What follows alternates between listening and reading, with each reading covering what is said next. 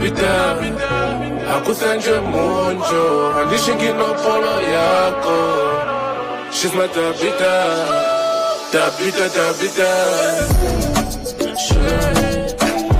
sugar on me, sugar on me.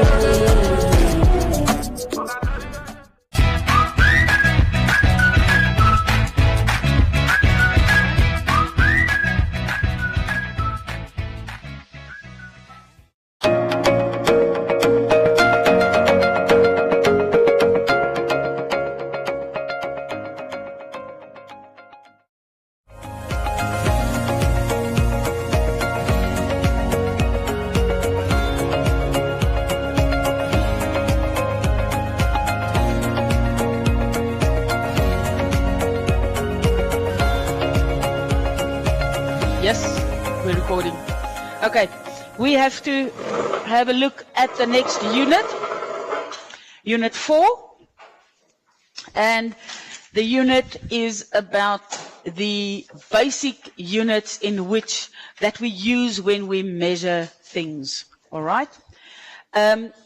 We talk about a system international for units over here. SI units, System International. It's a set of units that was decided at a convention that is accepted internationally as the basic unit from which, when you do measurements, so that if you sit in one country and you're doing an experiment and somebody else in another country does an experiment and you want to compare your results, then it is done in the same unit, because if I worked in kilometers per hour and they work with in another country at miles per hour, it's going to be very difficult to sit and compare. No, you would have to convert them. So we have a system international for basic units. Now, most of the units you know, we've worked with them. Length, all right, is done in meters. The symbol for meter is a small letter M. We've measured lengths grade 5, 6, 7 already, no? Okay, so length is no problem. The basic unit is meter, but it doesn't mean we can't work with millimeters or centimeters. We will see over here, we go and have a look at derived units, and then you will see that the other units are taken from the basic unit, all right? And then we have a metric system according to which we adjust them. Okay, so the unit for time is in seconds. A very common error. You don't write SEC. That's short for secondary, not seconds. No.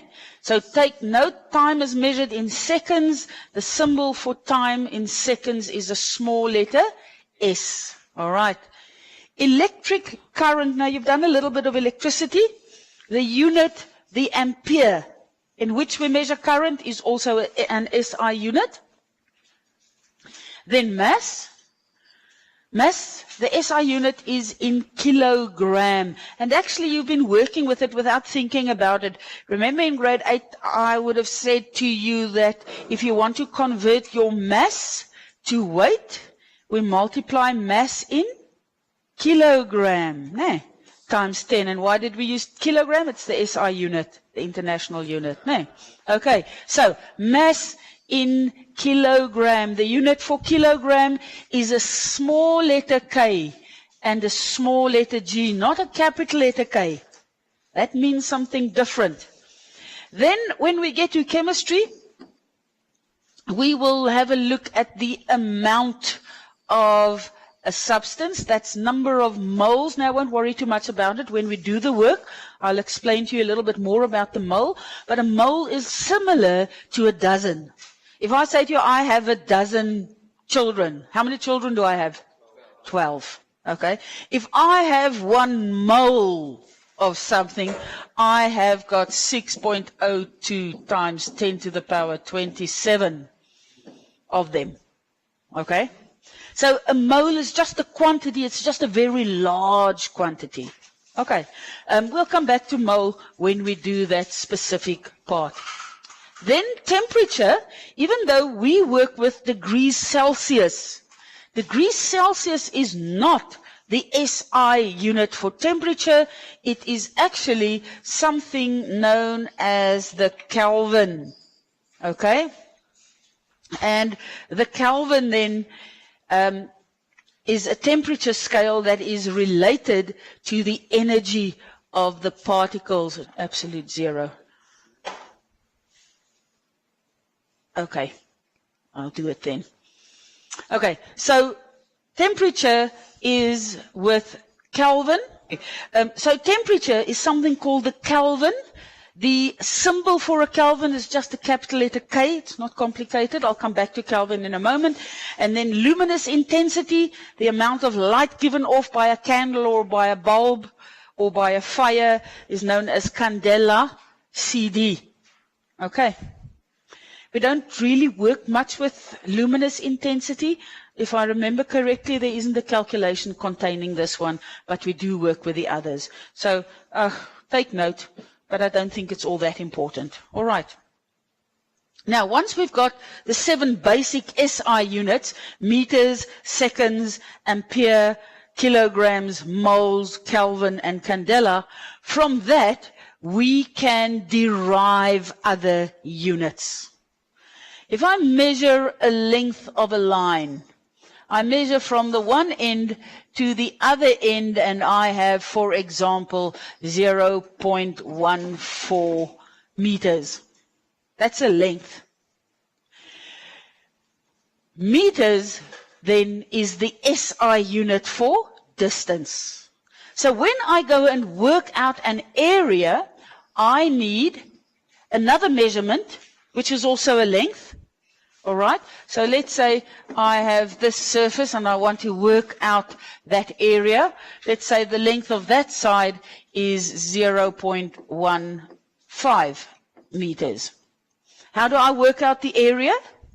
I multiply that side by that side, and that will give me the area. But now I am multiplying a meter by a meter, not so. And in algebra, if we multiply m times m, the answer is meters squared. So now square meters is not an SI unit, because the SI unit is just meters, but it's been derived. We use the meters to get to square meters. No. So we have a derived unit.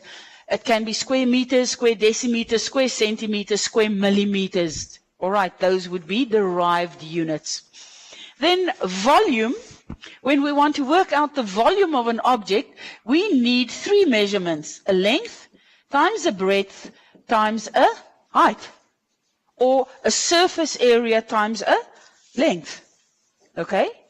Once again, we have 3 measurements. It's a meter times a meter times a meter times a meter, and that will give me cubic meters. So it's derived from a meter, but because we multiply a meter with a meter with a meter, we get a cubic meter, which then is a derived unit. So for volume, the derived units are cubic quantities: centimeters, cubic millimeters, cubic decimeters, etc. Then the calculation involving density. Now, we've not done this at this point, but you've done it previous years. Density is mass divided by volume. Now, mass has an SI unit. Volume is a derived unit. Okay? So the unit for density, if my mass was in kilogram and my volume was in meters cubed, now I go one step further. Now I've already got a derived unit in it, and my new unit is kilogram per cubic meter. It's also a derived unit from the original SI units. Do you understand? It's not difficult. Okay. So density is gram per cubic meter or kilogram per cubic meter, written like that. The format, kilogram per meter cubed, or kilogram, that means multiplied by a meter to the power minus 3. That minus 3 actually means 1 over the meter, ne? All right. So these two, that format and that format, means exactly the same thing. Here, that slash over here means I'm dividing by cubic meters. That dot means I'm multiplying, but this means 1 over a meter cubed. So I'm actually multiplying by 1 over a cubic meter, which is equal to a kilogram divided by a meter, no? Okay. If we work with grams, generally the volume must be in cubic centimeters, so then we get the unit gram per cubic centimeter can be written either of those two ways. No. Energy, ability to do work. We did that, force, work, and energy, no? Okay, so energy, when we look at the formula for work, because work done equals energy, it's force times distance. Okay? Force is mass in kilogram if it's a weight, times 10. So there's a derived unit. Okay? And distance is going to be meters. So if I multiply my newtons times my meter, a newton times a meter, we get the derived unit known as the joule. Be careful, it's not a newton per meter, it's a newton meter. Newton times a meter. All right. Pressure. Can you remember the unit, the formula for pressure? Yes. Yeah? What is it? Force per unit area. So pressure is equal to force over area. Now we know that the Newton is a derived unit and area is in meters squared. So the unit for pressure is derived from Newton per square meter, which we call a Pascal. Now, we can write it like this. 1 Pascal is equal to 1 Newton per square meter. Yes, it's exactly the same. These are derived units. No? Then concentration of a solution. Now, when we did the basic units, we had a unit called the mole. I said to you it's a quantity. So it's the number of particles that you put in per cubic decimeter. It's derived. Decimeter is derived from a meter. There are 10 decimeters in a meter. Okay? There are 1,000 cubic decimeters in a cubic meter. All right. So it's derived eventually from, or originally from, meters. The unit then, mole per cubic decimeter, but we will come back to that unit when we do concentration calculations. Okay, in chemistry. Then, the next important thing that you must know of is prefixes that we work with. If I talk about a kilogram, what does it tell you? A kilogram or a kilometer? I've got 1,000 meters or 1,000 grams. No. So the prefix kilo implies we have got 10 to the power 3 of the basic unit. Okay. Less well-known ones, if you're into computers, you'll know what a terabyte is. A terabyte is a million. No, 12 zeros. 1 terabyte is a million bytes. Okay, lots of them. Yes, okay. But some of the terms aren't very well known. A Pico Meter or a picogram is 10 to the power minus 12. And the symbol, if I want to write a Pico Meter, the symbol for pico is a P. There. All right? Then we get nano. Now, nano is an easy one to remember because 9 also starts with an N. So nano is 10 to the power minus 9. All right. Then micro, a micrometer is 10 to the power minus 6. I would write micro, that's the symbol. It's a U with a long line to start with. It's a Greek letter. A micrometer would imply I have a meter times 10 to the power minus 6. micro, you have to write 10 to the power minus 6. Okay. Meter, how many millimeters in a meter? 1,000. No. All right. Then a centimeter. It's all derived, yes. 100, all right, 10 to the power 2. Decimeter, 10 to the power minus 1. And then meter is just 1. No. Okay. Mega. If you've got megabucks, you've got $1,000,000. All right. 6 noughts, 10 to the power 6. Giga is 10 to the power 9. And a terabyte, computer boffins, 10 to the power 12. No, 10 to the power 12 will look like this. That's 10 to the power 12. No, 12 zeros. Yeah, lots of them. Okay, so those then are prefixes. Once again, when we get to them in specific examples, I'll refer back to it and we will remind you again of them. But eventually, some of them we work with quite a bit, some of them we don't work with all that often. All right, now,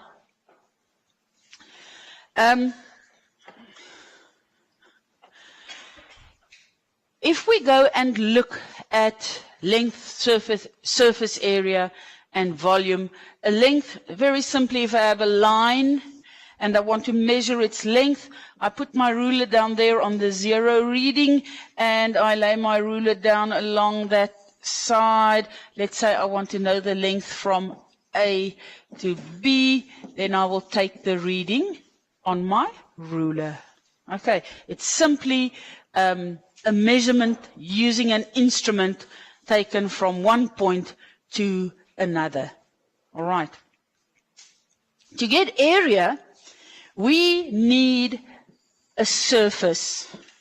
Your desk has a surface area, and we can figure out the area by taking and multiplying it with a breadth, and that should give you an area of a square or a rectangle. Now, it's a two-dimensional quantity because we use two values, a length and a breadth. This is going to be a one-dimensional quantity because we take one measurement. Okay. The area of a rectangle, then, length times breadth. Slightly more difficult. The area of a triangle is going to be half of the base times the perpendicular height. So if the triangle looks something like that, let me just redraw that. Triangle, for example, looks something like that. Then that is the base. So it's half the base. And then you will take the perpendicular height. You would have to measure that value. So the area of a triangle is half times base times height. You can do it in any order because remember when you multiply, the order in which you multiply doesn't matter. You can take the whole base, multiply it with a whole height, and then you can halve it. It won't affect your answer. So the order of operation does not matter over here as long as you have half base times height. The area of a cylinder is pi r squared, or the area of a circle. There, here I have a circle.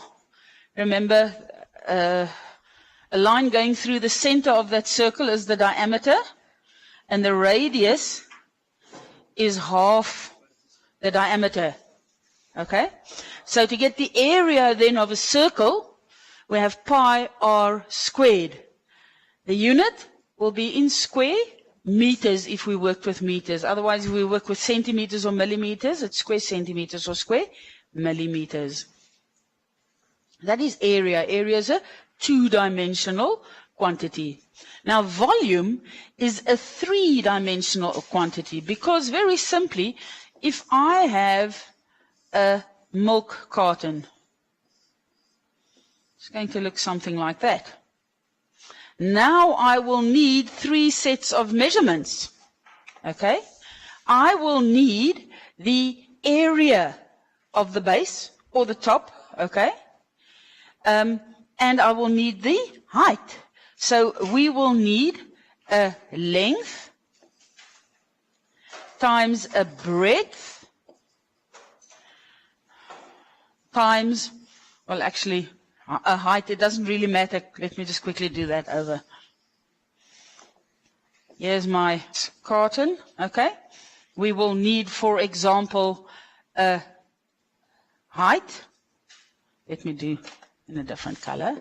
A height, that is going to be how high it stands, times a length, times a breadth.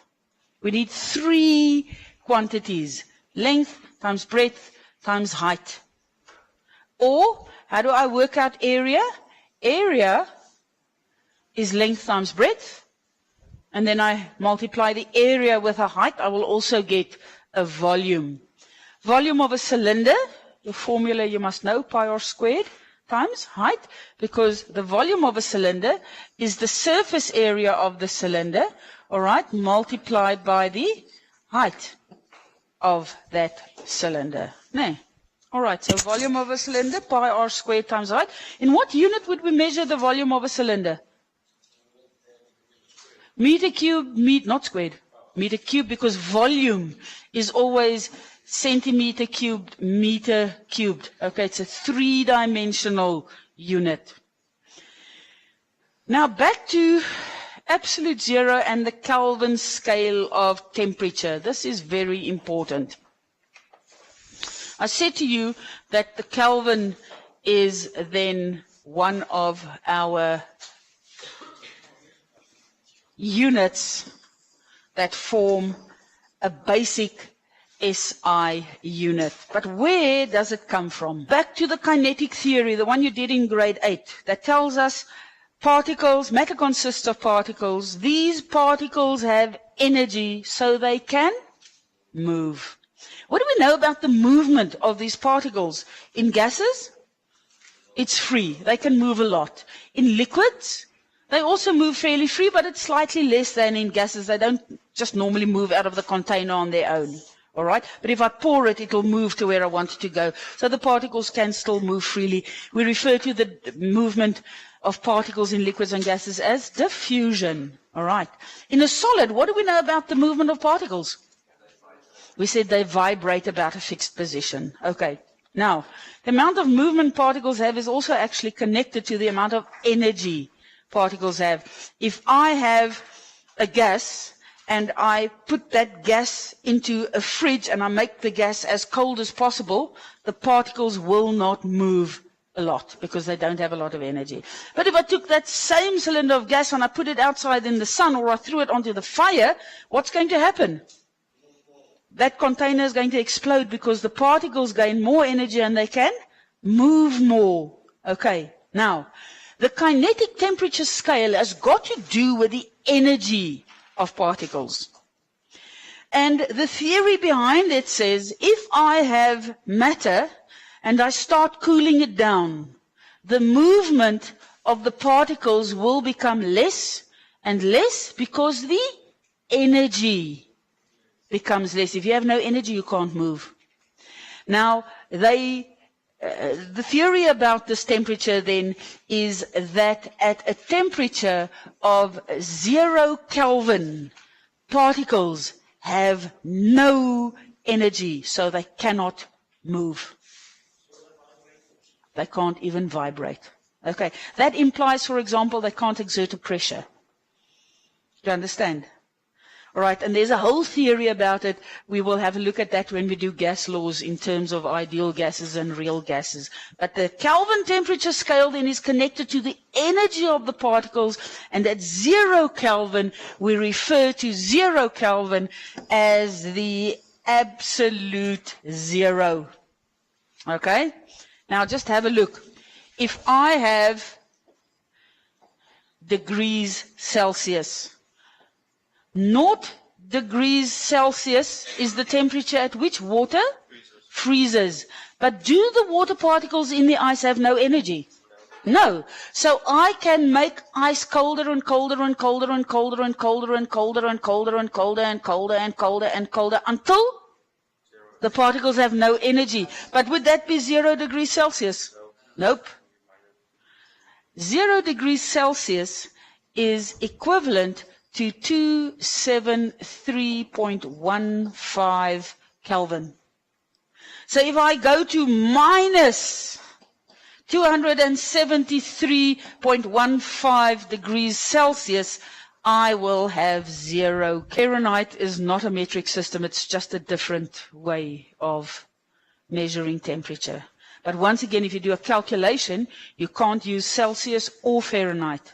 You need to use Kelvin because it's connected to the energy, and we will use Kelvin when we do calculations involving gases and pressures and volumes. Okay, so then it's very important. They give you the temperature in degrees Celsius. You must convert it to Kelvin. Okay, now, so how do we convert to Kelvin? It's very simply, if I've got degrees Celsius, 0 degrees Celsius is equal to 273.15 Kelvin. So to go from Celsius to Kelvin, you plus 273.15. If you want to go from Kelvin to degrees Celsius, you simply minus that. Have a look. Let's say room temperature is 24 degrees Celsius. So what would the Kelvin temperature scale be? In Kelvin? So convert to Kelvin. What must we do? To go from degrees Celsius to Kelvin, we plus 273. Okay, so 24 plus 273.15 will give me 297.15 Kelvin. Do you follow? If I said to you, okay, today is a hot day, we have a temperature of 300 Kelvin, how many degrees Celsius would that be? You would go and take 300 minus 273.15. So the calculation is 300 minus 273.15 Kelvin, and that would give me, how much is that? 26.85 degrees Celsius. Do you follow? Yeah. So what is the value that you must remember? You must remember that to convert Kelvin to Celsius and Celsius to Kelvin, you add or subtract 273.15. Sometimes they will tell you very commonly to round it off to 273. Okay, we ignore the 0.15, but it depends on that. Okay, then there's an activity 16. I want you to do that. Have you done it? Good. We will mark it. Then standard and scientific notation is simply in the format. 6.02, for example, times 10 to the power 23. A is an integer, and N is an integer. Okay. Usually a unit and 2 decimal places. Then prefixes, we've had a look at the millimeters, decimeters, a terabyte, or a terameter. Okay. Now, there are some more prefixes and suffixes, and once again, as we get to them, we will have a look at them. If I say to you, carbon monoxide, what do you know? Carbon bonded onto 1. Mono is 1. If I say carbon dioxide, carbon bonded onto 2 oxygens. So mono means 1, di means 2, tri means 3, tetra means 4, penta means 5, hexa is 6, hepta is 7, octa is 8, nonna is 9, deca is 10. All right. Once again, we will use that when we do organic chemistry, but I will go back to that again.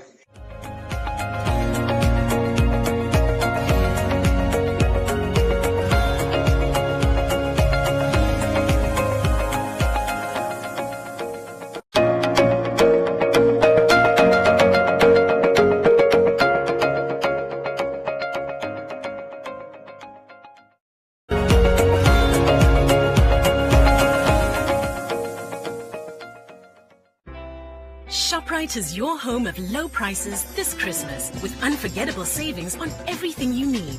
Stock up this festive season with great deals, like 2 kilos of Mama's parboiled rice, only $24.99. And 750 grams of Ellis Brown creamer, just $39.99. Don't miss out on unforgettable savings at the home of low prices this Christmas. Only at ShopRite. Lower prices you can trust, always.